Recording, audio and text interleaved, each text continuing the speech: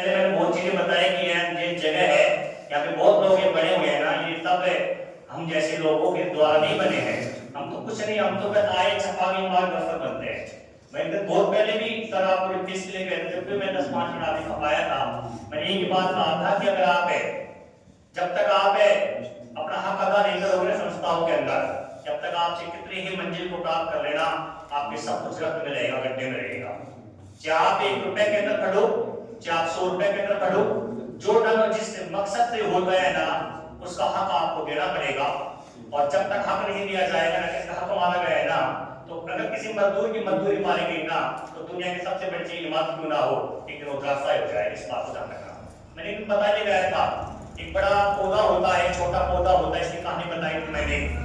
ध्यान रखना कि बड़े पौधे जब तूफान के रवेले आते हैं, जब तूफान आते हैं ना, तो उस समय उनकी जो बड़ी बड़ी जो शाखाएं हैं, टहनियां हैं, टूट कर नीचे गिर जाती हैं, और छोटा सा पुष्प है, छोटा सा पौधे के ऊपर लगा हुआ पुष्प हमेशा खिलखिलाता रहता है और बोलता है कि कल तू मुझे क्या कहता था, आज मैं क्या हो गया, आज क्या से क्या हो गया, तू नीचे है, हम ऊपर चले गए।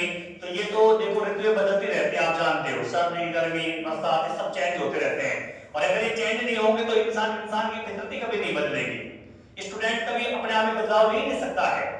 अगर स्टूडेंट को बदलाव लेना होगा ना, तो एक पटवारी का जो पान बेचने वाला जो व्यक्ति होता है दुकान के ऊपर, तो आप देखना, नोटिस करना कि जिस भगोनी के अंदर पानी और पानी में पत्ते रहते हैं ना पान के, वो लगातार उनको पलटता रहता है, लगातार उठाता है, पटकता है। क्यों?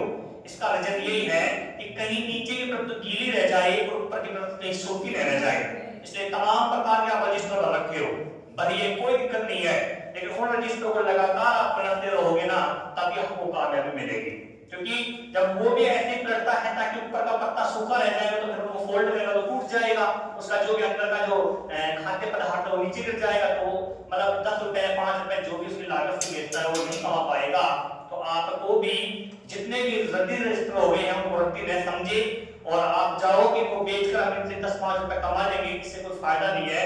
जो भी नोट्स हैं, जो भी किताबें हैं, जो भी आपकी पुस्तकें हैं, उनको सुरक्षित रूप से सही ढंग से रखें और उनको लगातार उनकी मेहनत करें, उनको इंटरफेयर करते रहें। और आपको पता है इस बात का, तो सब उसकी मेहरबानी है।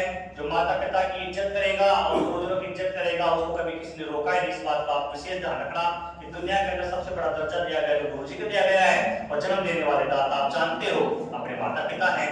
तो अगर उनकी हिफाजत करोगे, अगर उनकी मतलब सही परवरिश के अंदर आप डल रहे हो और आप उनकी अच्छी रेस्पेक्ट कर रहे हो ना, तो आपको दुनिया के अंदर कोई भी नहीं रोकने वाला है कि आप कहीं चले जाना।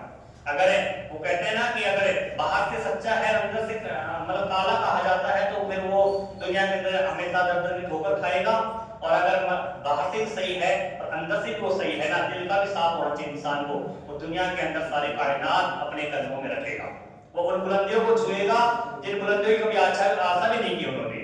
इस बात को आप अच्छे से दिमाग में बैठा लेना कि जिन्होंने अपने गुरुजनों की, जिन्होंने अपने माता पिता, छोटों की रेस्पेक्ट, छोटे बच्चों से लगाव, बड़े भाई बहन से लगाव नहीं किया और हमेशा उनको ताने मारते रहे, तो दुनिया की सबसे बड़ी उनकी मतलब एक तरीके से वे